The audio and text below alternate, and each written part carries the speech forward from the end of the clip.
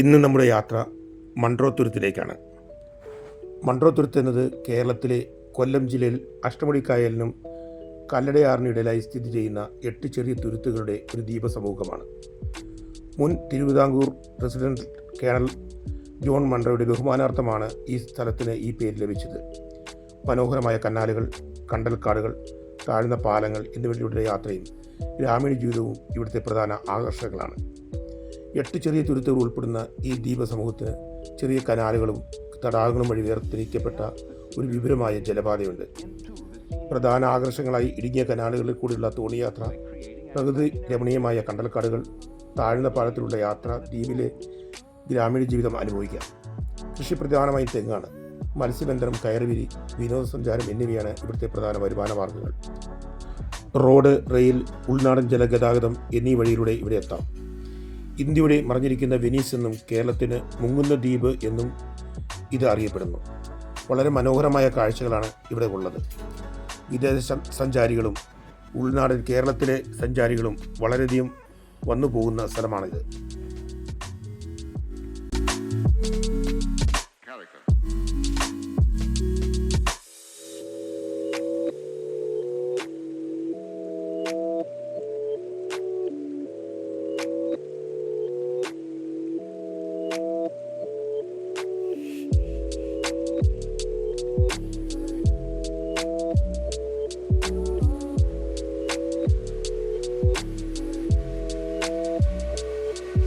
Why?